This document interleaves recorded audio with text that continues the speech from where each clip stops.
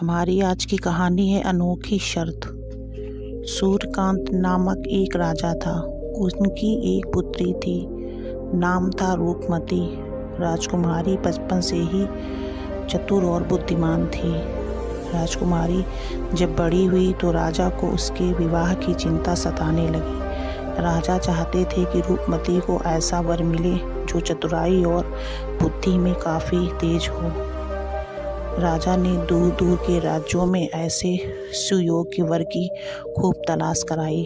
बरसों बीत गए, परंतु राजा सूर्यकांत अपनी पुत्री के लिए जैसा वर चाहते थे वैसा नहीं मिला। एक दिन राजा उदास अपने बगीचे में टहल रहे थे कि अचानक उनकी दृष्टि बगीचे को ठीक बीच में बने सरोवर पर पड़ी। सरोवर में एक सैनिक नहा रहा था। उसके वस्त्र शस्त्र सरोवर के तट पर रखे थे।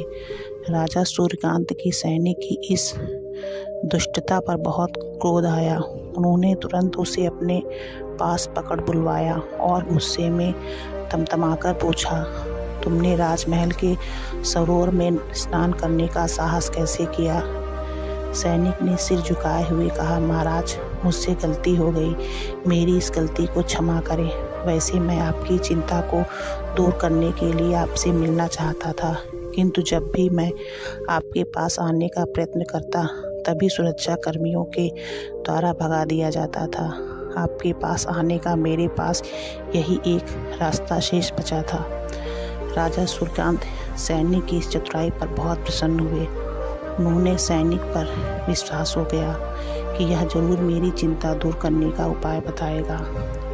राजा बोले, बताओ, हमारी चिंता दूर करने का कौन सा उपाय सोचा है तुमने?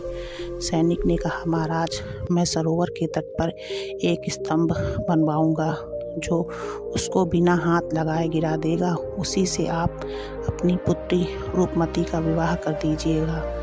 राजा को बिना हाथ लगाए स्तंभ गिरा देने वाली बात बड़ी विचित्र लगी। साथ ही शंका भी उत्पन्न हुई कि उस स्तंभ को गिरा देने का भेद इस सैनिक के अतिरिक्त किसी को भी पता नहीं होगा। कहीं राशि घोषणा के बाद यही उस स्तंभ को गिराकर हमारा दामाद न बन बैठे। फिर भी कुछ सोचते हुए राजा ने सैनिक को स्तंभ बनाने की अनुमति दे दी। कुछ ही दिनों में स्तंभ बनकर सैनिक ने उस पर काला रंग कर दिया। ठीक 11वें दिन उसने सूर्यकांत के पास जाकर कहा, महाराज, स्तंभ तैयार हो गया। अब आप बिना हाथ लगाए स्तंभ गिराने की घोषणा कर सकते हैं।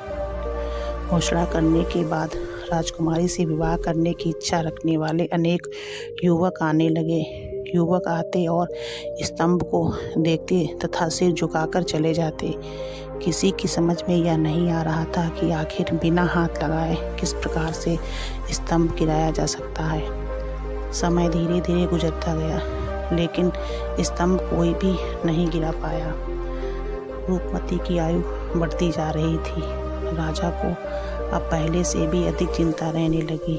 एक दिन उन्होंने देखा कि बगीचे में एक रूपवान किशोर आया। धीरे धीरे कदम बढ़ाता हुआ वह सरोवर में बने स्तंभ के पास पहुंचा। थोड़ी देर बाद वह उसे देखता रहा। फिर पास के वृक्ष से एक टहनी तोड़ी। उसने सरोवर के पानी में डुबोकर उस पर फिराया, फिर उसके पत्ते चबाने लगा। राजा ने उस युवक के पास पहुंचकर उससे कहा, क्या तुम बिना हाथ लगाए यह स्तंभ गिरा सकते हो? उस युवक ने हाँ में अपना सिर हिला दिया। यह बात सारे शहर में फैल गई। थोड़ी देर में ही राजा के बगीचे में लोगों की भीड़ इकट्ठी हो गई। भीड़ के सदस्य देखना चाहते थे कि बिना हाथ लगाए यह युवक स्तंभ को कैसे गिराता है। राजा ने युवक को स्तंभ गिराने का आदेश दिया। आज्ञा पाते ही उस युवक ने उसके ऊपर मटके भर भर कर सरोवर का पानी डालना शुरू कर दिया। 2 दिन तक लगातार पानी डालने पर पूरा स्तंभ गलकर बह गया। राजा मुस्कुरा उठे। लोग उस युवक की जय जयकार करने लगे। राजा ने अपनी रूपमती के विवाह की घोषणा कर दी। विवाह हो जाने के बाद जब दोनों आशीर्वाद लेने राजा के पास गए तो राजा ने पूछा, बेटा, तुम कोई भी हो, बुद्धिमान और चतुर हो, मुझे केवल एक बात बता दो कि उस स्तंभ को गला कर गिराने का रहस्य तुम्हें किसने बताया? स्वयं उस स्तंभ ने, युवक ने उत्तर दिया। वह स्तंभ ईंट पत्थर का नहीं, नमक के ठोस टुकड़े से बना था। उसकी गंध से ही मुझे उसे उस बात की शंका हो गई थी। बस वह आपका आदेश मिलते ही मैंने पानी डालना और वह बह गया। अगर आपको हमारी वीडियो अच्छी लगे तो वीडियो को लाइक, चैनल को प्लीज़ सब्सक्राइब जरूर करें।